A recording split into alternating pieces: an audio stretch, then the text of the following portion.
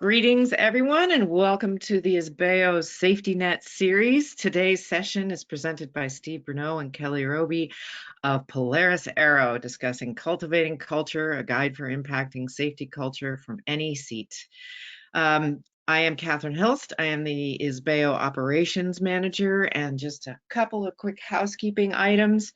All of you attending today will be on mute and stay on mute. However, we do have a place for you to submit questions and comments.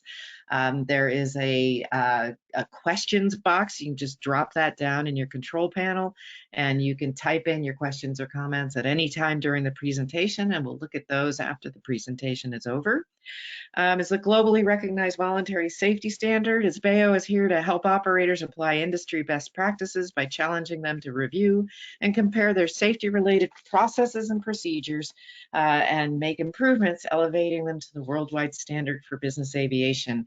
And we're so excited to partner with Polaris Aero, especially the series that they have presented here on our safety nets have been fantastic, and we're wrapping the season up with a discussion about safety culture from anywhere in your organization. This presentation focuses on defining what just culture is and what it isn't, the role it plays in the organization, and how safety reporting moves the needle of your organization's goal of continuous improvement. They'll be diving into concepts of safety as a core value, how the industry is moving toward a more progressive view of safety that isn't based solely on outcomes alone, and how your reports can help create a more informed workforce along the way. Understanding your role in the overall culture and how your reporting can help shape the future of the organization is paramount to an effective safety management system, and your team is counting on you to help achieve that goal. Our presenter, Steve Bruneau, is the Vice President of Aviation Services at Polaris and is responsible for expanding the company's suite of safety management solutions. Prior to joining Polaris, he was the COO of Pulsar Informatics, delivering fatigue risk management systems to aviation organizations of all FAR types, including maintenance and ground handling departments. He has over 25 years of process consulting experience helping organizations meet regulatory requirements and achieve new levels of safety performance. He has a bachelor's in mechanical engineering and a master's in aerospace engineering, and has been the leader of 3 successful startup companies prior to joining Polaris. And Kelly Roby is the VP of Safety Services at Polaris Aero, leading the Safety Services division, specializing in assisting Polaris clients more effectively implement and achieve their safety goals. Prior to joining Polaris, she spent more than a decade honing her skills in Part 135 and 91 operations in roles ranging from FBO operations, flight ops, serving as a flight crew member on a Beechcraft 400, Hawker 800, safety manager, and most recently a business manager overseeing both scheduling and charter sales for Part 135 charter and management companies. Steve, Kelly, I am so excited to have you here today, and I will hand it over to you guys. Thanks for having us. Thank you so much, Catherine. We really enjoyed this session and coming in for this series for the SafetyNet webinars. It's a great way for everyone to sort of make sure what we're doing on the day-to-day is in focus and brushing up on some of our safety skills to bring them back to our team. So thanks again for having us. Thanks everyone for joining us on the live call, or if you're joining on the recording as well, we appreciate having you here. Today we're going to talk about safety culture and cultivating culture really from any seat in the organization. We'll start with the leadership side, sort of looking at things from a 30,000-foot view, and then we'll dive down into some specifics as well. Okay, so what do we want to accomplish as an organization? The safety on its own is not just a once and done, right? It's a journey over time, and that journey follows along the people that are a part of your organization.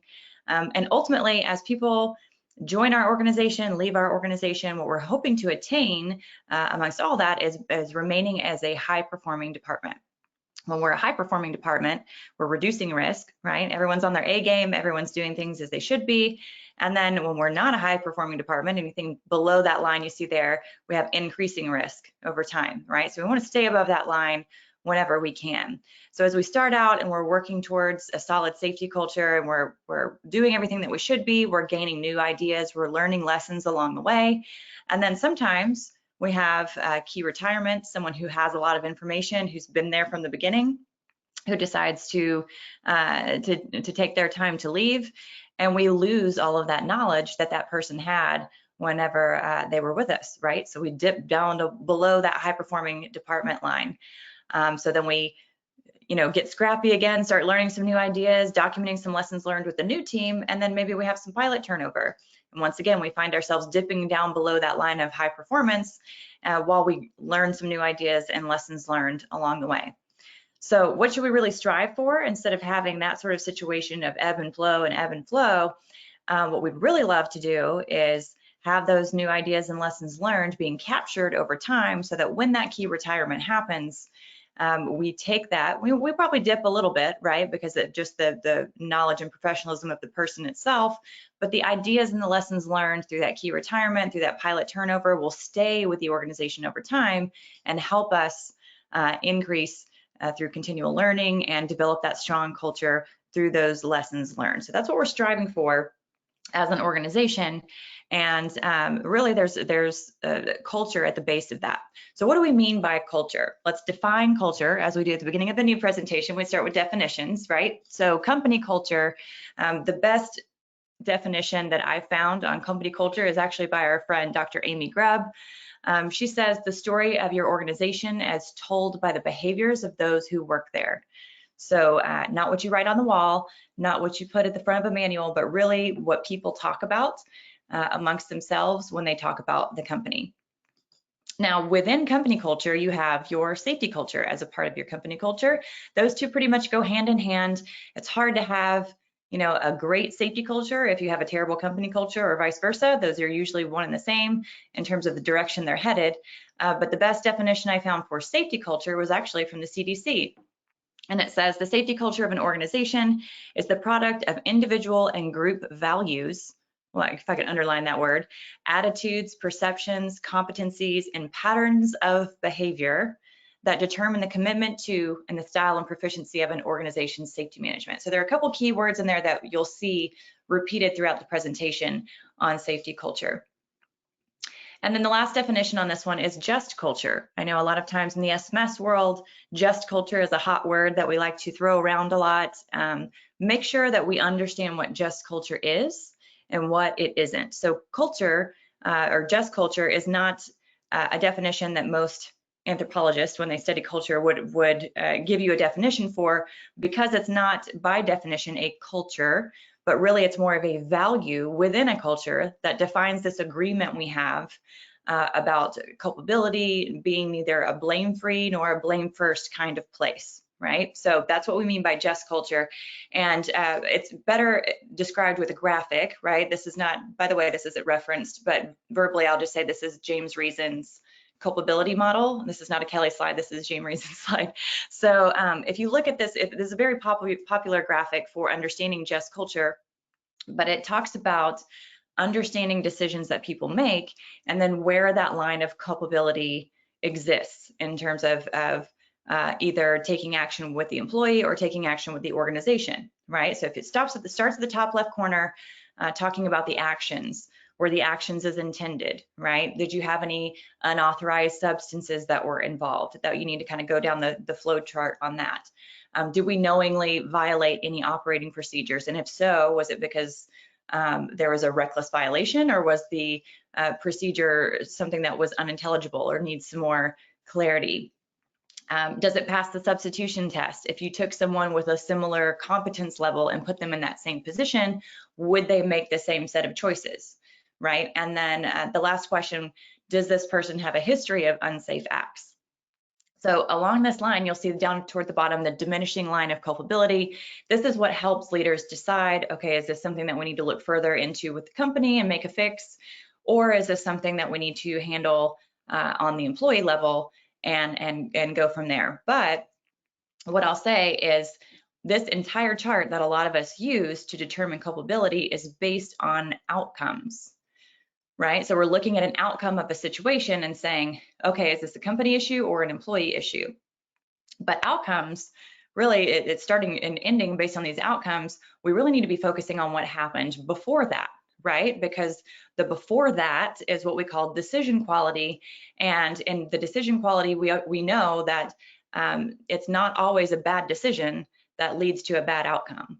it's not always a good decision that leads to a good outcome, right? There are plenty of examples of areas where we have bad decisions that lead to good outcomes. For example, one that comes to mind, let's say you're living paycheck to paycheck, or you're unsure if you're gonna be able to make your rent this month, but you go take everything in your bank account and you buy scratch off lottery tickets. That's probably a bad decision, right? But you hit one big and now you're a millionaire. That's a good outcome from a bad decision. So we shouldn't judge the quality of a decision just solely based on that outcome. We need to look at that decision quality. Similarly, sometimes good decisions and good intentions lead to bad outcomes, and we can't forget that as well. So a couple of examples of this we'll chat through. This is an example of sort of that decision quality, and then also some, let's say, some culture issues also sort of playing into this. This was a de Havilland Twin Otter that crashed due to fuel starvation. The crew had to make an emergency landing. Obviously, this looks like a somewhat watery landing as well, and the immediate cause and what they looked at, the pilots did not check the fuel quantity prior to takeoff. That led to fuel starvation. The oversight happened despite multiple checklist opportunities to verify those fuel levels. Further investigation revealed that the captain performed those checklists from memory. So we had a bit of standardization or standard deviation there from what was supposed to be happening, and it led to those missed fuel checks. If you look in the group dynamics, again, diving a little deeper into the culture of the company, they found that the culture had a recurrence of captains routinely performing those checklists either silently or from memory, which influenced other crew members to then also fall in line with that. So they emphasized the importance of a strong operating culture, using checklists properly, those sorts of things. And then they highlighted the need to understand why these pilots deviated from a certain procedure, talking about procedural drift, things like that. So there's a bit of an intersection there, as you can see, between the company culture, the safety culture, and decision making that we're taking into account. And certainly these decisions, these bad decisions led to bad outcomes, but were they really decisions, or was it more of an impact of the culture leading to that standardization of deviation, right? So similarly, or we should say on the opposite end of the spectrum, also a watery landing, but based on good decisions. Admittedly, we still had a bad outcome. We could have had a much worse outcome, but this is, I'm sure all of you know just by reading the headline, this was the crash in the Hudson with Sully Sullenberger and his crew and all of that. So we still had a water landing at the outset. If you read those both as outcomes, right? When we crash landed in the water, and you're only judging it based on that without the decision quality prior to that, then you may have some things that you need to dive into a little deeper on that. So this is good decisions, right? Still a bad outcome, although it could have been worse. So without doing anything further than just the outcomes, it kind of lends us into what we call like the traditional view of safety. Traditional view of safety focuses on people, and that people are the problem.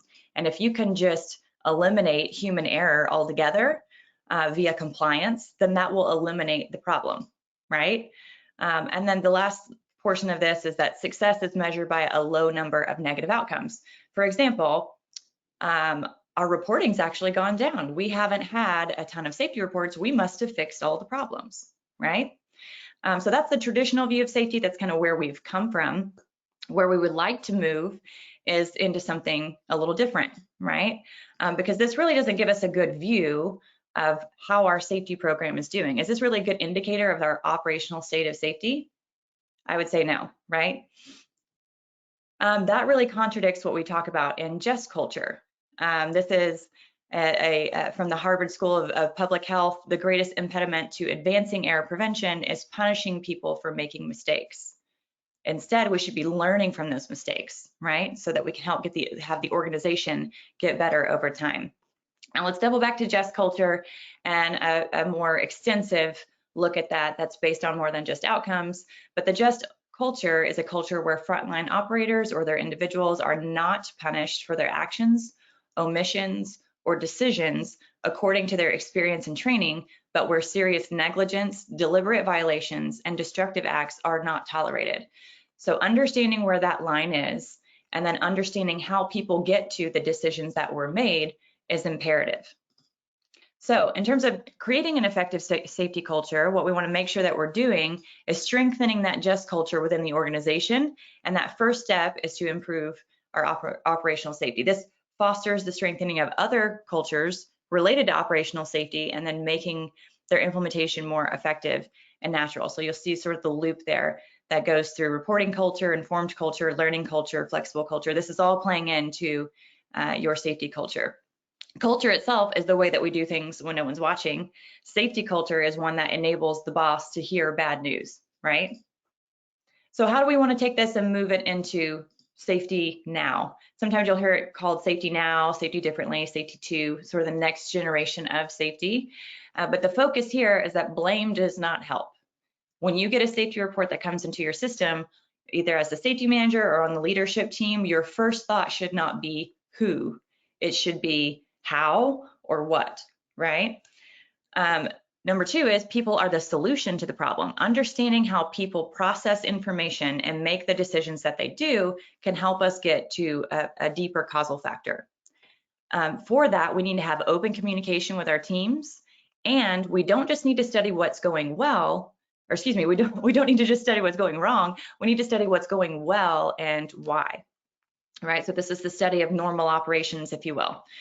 So based on this is a key piece to the puzzle that we're talking about here in resilience engineering. Understanding what we're doing well and not just what we're doing wrong helps us understand where our errors might be, and when something comes up, if that's something that we need to address further, right? So this all goes into resilience engineering. I know we've talked about this a bit about building resiliency. Steve's going to talk us through this slide to talk about different ways to manage your resiliency through some different tools you have available to you. Steve? Yeah, so again, thanks, Kel. So one of the things that we are huge proponents of at Polaris Aero is sort of the three-legged stool of success, right? None of the outcomes you want to achieve are going to be achieved without good people, good procedures, and technology to help you do it as effectively as possible, in our view. So when you look at those three legs of the stool, if any one of them is deficient, then the other two you have to rely on quite a bit. But you've all been at places where you may have the best people in the world and the best processes, but the technology is too much, too little, doesn't do what you need it to do. So you spend a lot of time grumbling about that. Or you have the best technology in the world and people are never trained and don't know how to use it or apply it. So that's not a good solution. So you really need to have all three of these items in harmony. Next slide, Tess. Here we go. So on the people side, again, being well trained, making sure if you're a line person who doesn't feel you're well trained, you should raise your hand and say, hey, I could use some more training on something, right? As a leader, you have to play a role in promoting good operational procedures and safe operational procedures and encouragement within the safety program. Your processes, if anyone's ever worked in a bureaucratic organization, you can pretty much quickly identify when the process becomes some of the hurdles that a culture deals with. And I already kind of touched on technology. So all three of these things really need to be sort of in a symbiotic relationship to really get a really powerful organization moving in the right direction. Next slide. So when you think about safety risk management, tying it back to what Kelly's slide earlier showed about constantly improving, constantly growing the knowledge of the organization so that you don't take 2 steps backwards every time there's transition. Let's take a look at the process itself. So when you have your safety program, a good safety culture is going to make sure data gets into the program, right? A safety culture really can't operate if there's no insight into where the problems are. So insights can come from the aircraft, it should come from the people, and that the people include everything from the people who work for you to your contractors, your suppliers, your visitors, and your passengers in the airplane. So you want to get as much exposure to issues as possible from whatever means possible. And then when that data comes into the system, then this is where your safety team, of course, is going to process that data to really get to the bottom of what happened. Like why did it happen? What are the things that caused this to occur? And are those causal factors then the things that we can better manage, right? So that's really the job of the safety committee or the safety manager, to kind of get under the covers. But as a line person, you're going to participate in that investigation. We're going to talk about that in a few moments. And then, of course, what comes out of the investigation and all the data is the identification of the areas that can be addressed and fixed, right? So those will sort of come about as in the form of risk controls or corrective actions. But where it's really powerful is, what do you do with those corrective actions once they're produced, right? If they're just put in a book on a shelf somewhere, an ops manual or training, and no one really sort of can utilize that on a daily basis, it might be lost, it might be forgotten, and therefore you're going to end up in the same safety pit hole that you were in the past. So we're big proponents of leveraging technology to codify these lessons learned into a form and format that the workforce can utilize right before they're about to do their day job, whether it's flying an airplane or fixing an airplane or towing an airplane or whatever the case may be. So Kel, if you step that through, if the line people are doing the assessment to be reminded of critical safety the information right before they do the work, then they're positioned to do that work as safely as possible, and of course reduce the likelihood of reoccurrence. But the most important thing is what Kelly just touched on as well, is that when you debrief after the work, you want to formulate a culture where it's not just about, oh, something bad happened, therefore let's debrief. You should debrief all the time, and like Kelly said, sometimes you're going to debrief and say, hey, this went really well. Let's spend a minute or two talking about why it went well. What were the things that we did that really manifested itself in the outcome we expected? So again, too often I think people think of safety as only really getting to the bottom of things when it's problematic. So as Kelly just cranked that slide forward, that little rotational element really shows the completeness of the flow chart we just closed here, right? If your organization is constantly putting new ideas and new safety issues into the system, coming up with a better fix, and then applying that fix, and then constantly revisiting that to make sure it's as good as it can be, what you're really doing is what we like to call safety knowledge management. And that is a very big organizational benefit that will be there and transcend any workforce that you have over time. It'll just get bigger and better and more robust as we move forward. Kel? Yeah, and that's certainly taking those elements and then managing that as a manager is a great way to keep that thing moving, right? So we've got this now engine of safety knowledge management that we get to take and use to our advantage to help us manage our teams better, help us inform them of what they need to be doing and why. The most important part would be why. And some of that comes back to just professional skills and cultural traits as well. Steve, I know that you like to talk about this video. I'll give it to you as well, that you can point out the Simon Sinek isms, if you will, of the professional skills and cultural traits merger.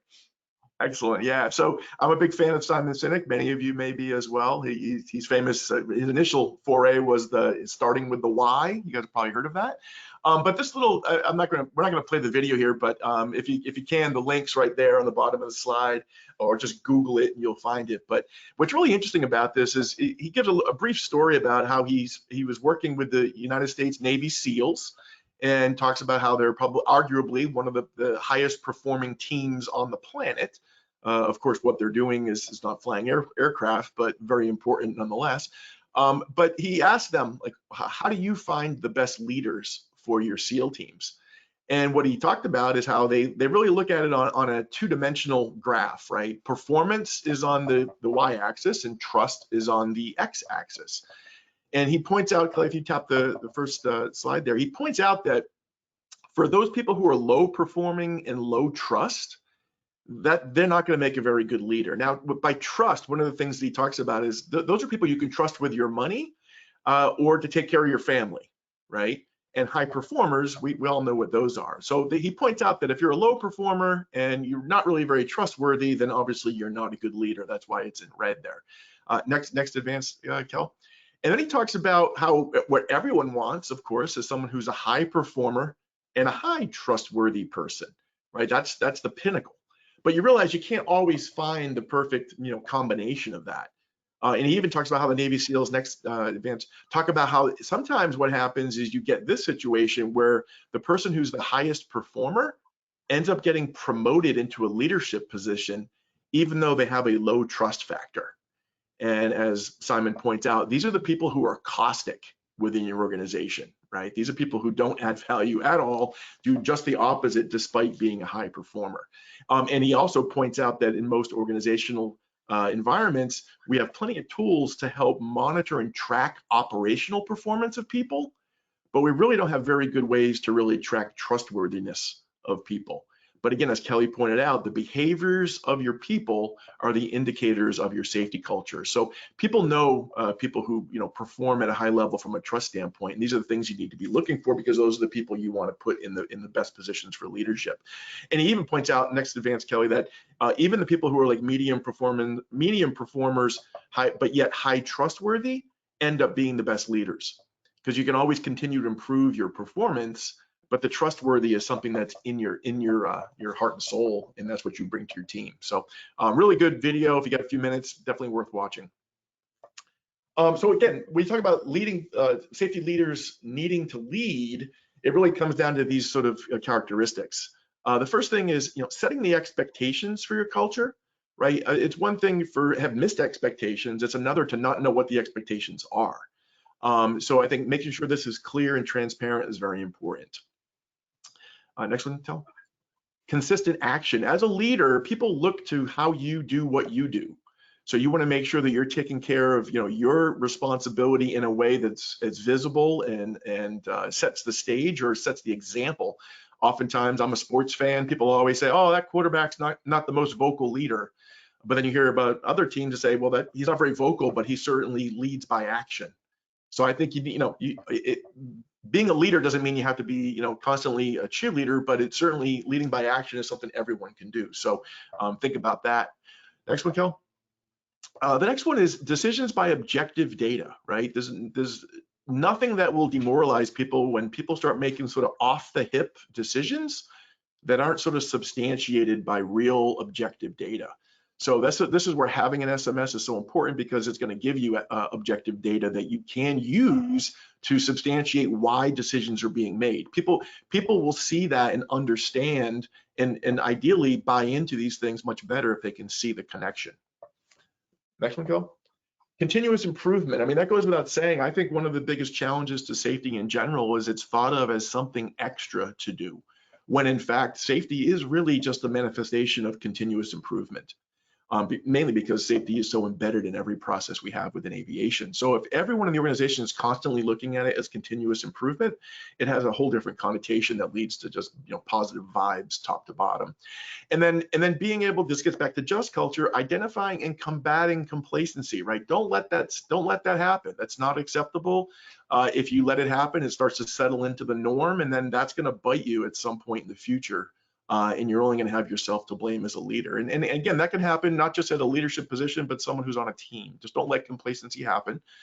Take action.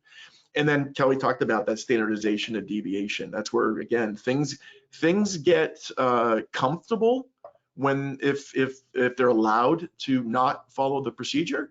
And that comfort becomes what is then the standard, and that standard is not up to par, and that leads to problems. So you have to address these things. So both those last two bullets are really back to that just culture. You have to get in there and mix it up when something isn't the way it's supposed to be. So being the best leader, just as some references here. The next advance, Kel. Again, I like to step back and just look at myself in the mirror and to say, who is the best leader I ever had?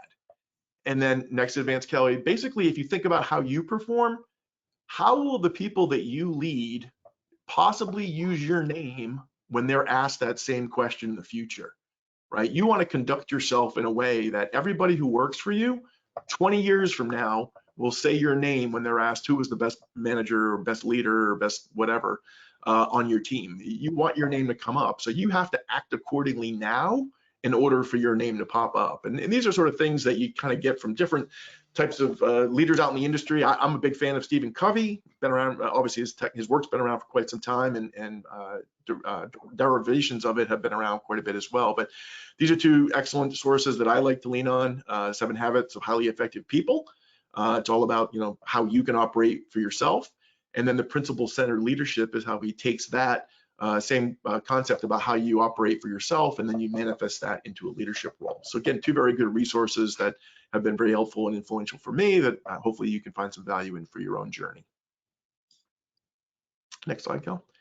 So at the end of the day, if you have a good safety culture and you put that three-legged stool, into play, this is all about giving your organization the ability to make the right decisions towards being safer. Oftentimes, SMS and safety in general, we tend to focus on compliance. And the reality of it is we should be focusing on being as safe as possible, where compliance is a byproduct of that, right? Just being compliant doesn't guarantee you're going to be safe. So if you give your people the right tools, the right environment, the right procedures, training, and culture, then you're going to have your best chance to be making sure that those decisions are in fact the best ones to keep you as safe as possible. Back to you, Kel. Awesome. Great point, Steve. Thanks for sharing that. So let's double back to what is culture. We keep talking about culture, cultivating culture, using these different views of safety to sort of define what we want it to be. Again, doubling back to the beginning of the slide deck here about the definitions we had, remember that it's the story of your organization as told by the people that work for you, right? So it's the conversations that they're having. So that's the number one thing. So making sure that we're staying plugged into what those mean. Again, safety culture, underline those words in that definition, like values, like competencies, like perceptions, all those sorts of things going into your safety culture. And then ultimately, when we talk about just culture, making sure we understand it's an agreement between employee and employer about what that culpability line is. It's not a blame-free culture. It's also not a blame-first culture. And then we'll throw one more in there just about safety being a core value. So often we'll hear safety first or something to that line. And while the intention is correct and while the intention is true, ultimately we exist as a department, as a charter organization, as a flight department, or whatever we're doing in order to accomplish the mission. We're here to get from point A to point B with the people in the back, right? We're here to do that as safely as possible, of course, but we do not exist without the mission, right? So instead of saying safety first, let's talk about, instead of it being top tier or safety is our number one priority, how about safety is a core value, or safety is the lens that you see everything through your organization through, right? I think former NTSB chairman, the Honorable Robert Sumwalt, says it best when it says your values serve as the funnel through which every action must pass.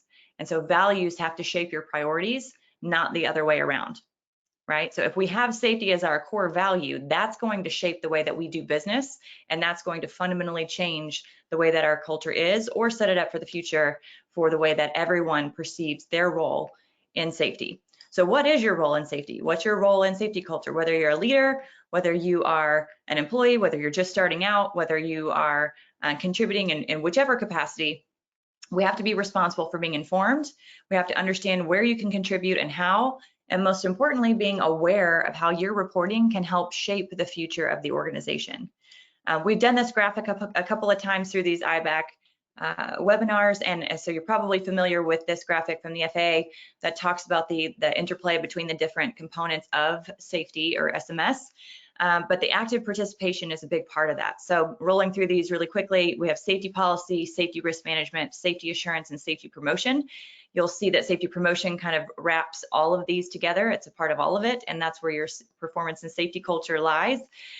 So we'll walk through these, and Steve, if you'll help me with walking through ways that we can address each component of these in ways that people can participate and make a positive impact on safety. Great, I'll start with the first one here. And one more, man, here we go. So when you think about safety policy, leaders, have to have a conviction for a safe operation, right? And then we want to have leaders who prefer to teach as opposed to punish, which is very important, right? And then on the other side of it, the staff who has to be willing to buy into the conviction of safety, right? And a willingness to contribute and participate in that process. So again, it's a top down and a bottom up when it comes to the safety policy of the organization. On the safety risk management side of things, again, the staff has to be eager to report even the smallest things, right? Not just when the bad stuff happens. support investigations. We're going to get into some of these details in a minute as well. Management team willing to trust the information and make change accordingly. Again, gets back to objective data, right? What are we seeing? And based on what we're seeing, then make the change. And then, of course, the staff willing to accept those changes. And again, when it's all based on objective data, it makes it a lot easier. Safety assurance, this is where you audit yourself to make sure that you're doing what you say you do, and to make sure that the changes you're making are in fact making the improvement in the operation. So making sure that staff is diligent and in following the consistency within their processes, making sure staff is exuding integrity when you're doing audits, right? If there's an audit going on, you should be doing your job the way you normally do it, not, oh, let me do it the right way during an audit and then go back to my sort of standard deviation when I'm not being audited, right? So be mindful of participating the same way every day, no matter what. Management, again, accepting the findings, right? Managers don't want to hear that something's not working or going the way it's supposed to be. But again, how you deal with that and how you would get back on the rails is the most important thing. So being able to have the management conviction to address those findings in a very constructive way to make sure that you don't demoralize the troops as you make an adjustment. And then last but not least, on the safety promotion side, should be one more, Kel. There we go. Management being proactive, right? It's not just about always reacting to the information, but being proactive to promote safety in the intent of the safety program. And then again, when staff gets this information, the onus is on you as an individual to read what's being sent, right? People aren't sending you safety information for their health, right? They're sending you safety information to make sure, A, you're getting information that could be critical to your job, your coworker's job, your passenger's job, and the health of and wellness of the operation as a whole. So, they're sending this to you because it's important. You want to make sure you read and understand it. And then, of course, if you don't understand it, seek out your management to better explain and so forth, because ultimately they're going to need you to buy in to that continued learning that the operation is using SMS for. And if you're not seeing the connection, then don't just say, oh, I don't see the connection, therefore I'm not going to buy in. It's no, the onus is on you to go back to the management team and say, hey, can you explain this a little bit more fully? I'm not quite clear on how we derived at this. And ideally, you have managers who are willing to take the extra step to explain that to you. Next slide, Kel. So one of the things we want to do, again, get more tactical for those on the line who have many different roles, from pilots to maintainers to dispatchers and everything in the middle, is look at the safety risk management flow chart that we put up earlier and talk about where, again, like Kelly said, your culture is defined by the behavior of your people. So let's talk about where is the behavior of the people in each element of what we're seeing here. So when you think about safety reporting, right, think about it for yourself, right? Are you reporting things into safety management all the time? Are you doing it just when the bad stuff happens? Will you report when you see an opportunity for improvement? Or how about a near miss, right? Something like Kelly said, good decision, bad outcome. Well, hey, if it was a bad outcome, even though it's a good decision, we want to report, I should say, good outcome, bad decision, right? If it was a good outcome, but hey, we really should look at that, because if we did that 9 out of 10 times, maybe there'd be a bad outcome. So you really need to really think about your reporting and make sure you're reporting anything that you think is a little bit out of the ordinary or could be improved. And that's everybody's responsibility. And that's very important. In the next area, the safety officer and the line people as well, right? When these reports are being investigated, you want to make sure that as a line person, no matter who you are, you want to cooperate with that investigation. Really think about and help the safety officer identify all the possible causal factors that could have led to the issue. Right, the safety officer sometimes might be a pilot working on a maintenance issue. Well, they don't know the maintenance stuff as well as the maintainer who was involved. Conversely, maybe the safety officer is a maintenance person and he's helping to resolve something that happened in the cockpit. Well, he's not a pilot, so he needs help with these sorts of things. Similar dispatch, flight attendant, and so forth. So, the idea here as an organization is to really help the organization get to the bottom of what may have occurred so that we can fix those things and avoid having these things reoccur. And everyone has to participate. You can probably imagine a situation where if a safety officer comes to get an investigation and everyone puts the zipper on the lips, that's not going to help you get to the bottom of anything, right? So again, we all have to contribute. On the next section of the sort of paradigm here, the safety team is going to communicate with you. I talked about this under the promotion on the previous slide, right? So you need to make sure not only that you read what's being said to you, but that you understand it, more importantly. And you want to acknowledge it back to the management team so they're aware that they can close the loop on, yes, we've communicated, they've acknowledged understanding, and that's a good thing from a safety promotional element, of course, right? And then, of course, you want to perform your tasking in a timely and thorough fashion, right? If they're asking you to read something by a certain date, get it done on time, right? Being habitually late on stuff, obviously that's not a good sign of a good culture. So you want to kind of work on that as well. Next area, management insights. The organization, if they have an SMS in place, should be managing what they measure, right? You have SPIs, you have all sorts of different things that you want to keep an eye on, and an SMS is a big asset to help you do that.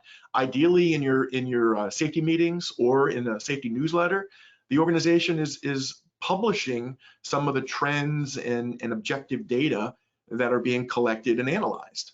You know, no matter where you are in the organization, you should look at that, right? Because you may have an ability to influence what's going on there, either with a new idea, or maybe you were unaware of the fact that something going on in one department could in fact have been somewhat attributed to your department. So looking at the data, not just in your sort of like little world, but the entirety of what's promoted by the safety team could itself generate a lot of ideas that continue to move the organization forward. So jump on those things and participate. Lessons learned, when that comes out of the safety risk management aspect of SMS, those lessons learned are there for the benefit of the organization, not just right now, but for the entirety of the future until they're improved yet again, right? So it's not just about solving today's problem, it's about institutionalizing a fix forevermore. And that's where, to Kelly's early slide about constantly going up, even though you'll have some hiccups when people leave, it's important that those things are captured in a way that they're used in a daily fashion, no matter who works for you. So as a person working for the organization now, embrace what those lessons learned are, because there was a lot of investment to achieve those lessons learned, and you don't want to go backwards. Next area, Cal. Debriefing, we talked about this as well quite a bit earlier too, right? Debriefing at the end of your work, whatever that was, your dispatch day, your flight, your maintenance day, and not just what went bad, but what went well, and more importantly, why did it go well? It doesn't have to be an hour conversation. It can be a few minutes, but just sort of summarizing, hey, that went well. I'm glad we made that decision, and document that in some way. Those are things that are good, are good building blocks to really build from. And I think there's one more, Cal, I think. Yeah, and tying it back to the safety present. I touched on this already. You can skip through that. Next area, safety assurance, again, participating in audits, and then SPI. So we kind of hit on that as a duplicative in some ways. So again, there's a lot of importance to everyone in the flight department participating in these things. I think that's back over to you, Cal. Awesome. That's really top to bottom, regardless of what seat you're sitting in the organization. There's some key ways that you can participate in safety. You can help change the essence of your safety culture. And then from a leadership seat as well, you can lay down some good foundations for providing your people the right environment for making good decisions and leading safety by example. That's what we've got for you today. We wanted to leave some good time for discussion toward the end of our session today, because I know we've got a lot of attendees that have a lot of good background in safety culture, and we want to be able to share those experiences. So I guess we will open it up for questions, Catherine. All right. Thank you so much. Let's see. Can you hear me okay? I changed my... Yes, perfect. Okay. Fantastic information, and just love to see this this discussion continuous improvement, right? There's one comment here that says, great classes and thank you for hosting. I'd like to see a webinar on SPIs and SPI development during auditing. I find this to be the least understood aspect of an organizational SMS. You guys touched on that, and that's part of that entire process. As we're developing, so there's some ideas for future presentations. One question that came up, what do you do if you're on the line and your organization's leadership isn't promoting a strong safety culture? And so, how can you address this in a a way that will enable you to keep your job, right? How do you make that business case? I can start Steve, you with want that, to take Cal. the first pass at that?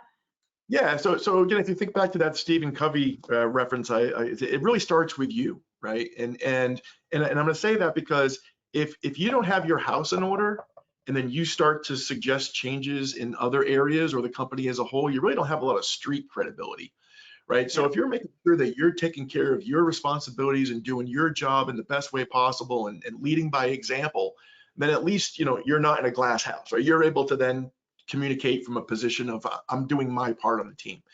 And then what you want to do is you want to start building out, right? You want to start with just your group. If you're a pilot, work within your pilot community. If you're a dispatcher, work within your dispatch community, and try to use your actions and the way you're professionally approaching your job to bring others in your group to the same level and try to reach agreement amongst your teammates. And then, of course, expand from there.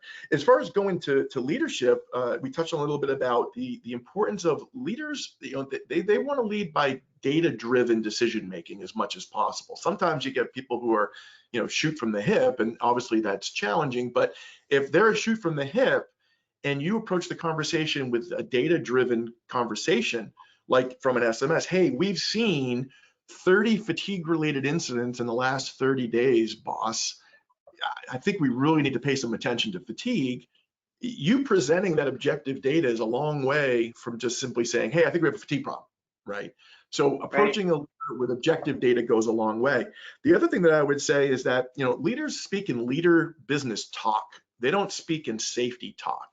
So oftentimes when you talk about things like safety, you should change the terminology to the things like process improvement, risk reduction, right? Those things are quite a bit different than safety and frats, right?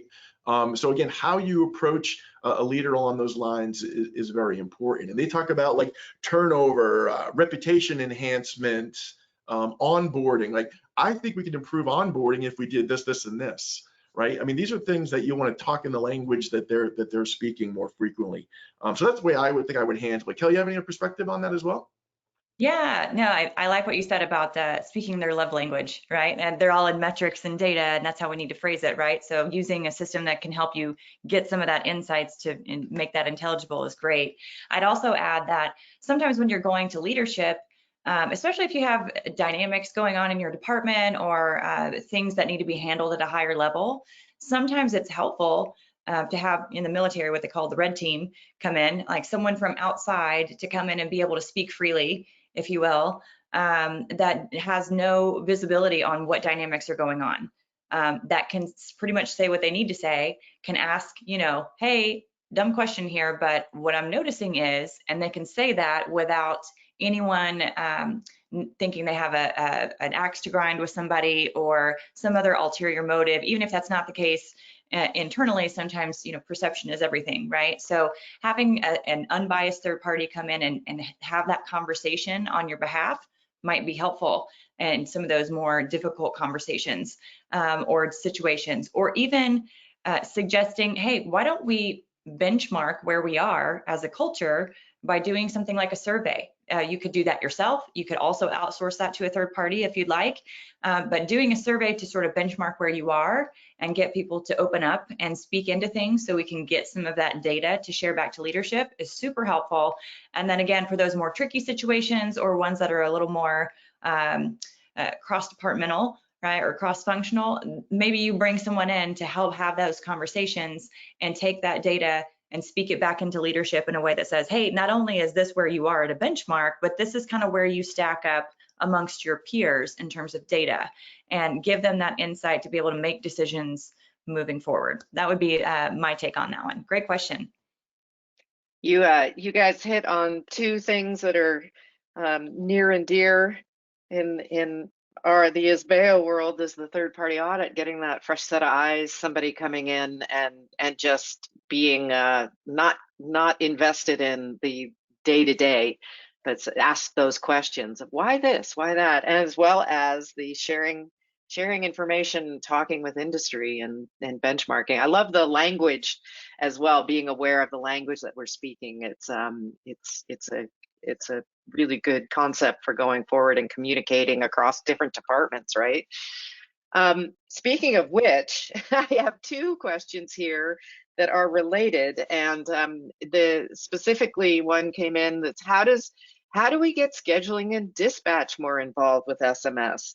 So, I hear this often about various types of the different departments in an organization. So what is what are your suggestions about programs that you can use within your organization to promote these activities, to stimulate the enthusiasm and engagement and safety that's throughout the organization, regardless of department?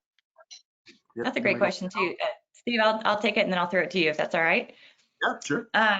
So in terms of dispatch and scheduling teams, again, we're trying to speak the love language. And what is the love language of scheduling and dispatch? They're in logistics world. They are in customer success world. They are in making sure that everything is top tier and the customer sees no issues. It's all handled behind the curtain, right? So how can we get them more invested? Let's make it impactful for them. Let's give them tools that alert them of things that might be an issue well ahead of time, that save them from having to redo all the catering and send it to a different airport and increase their risk to miss something or forget a detail, having to take all the ground transportation and move it because we didn't notice a NOTAM until the 11th hour, right? Now we're having to firefight. Let's take those hurdles out of their world and make it more logistically sound for them. And then in terms of participating in identifying issues, maybe start not necessarily with safety issues, but things that they deal with more regularly, like service issues.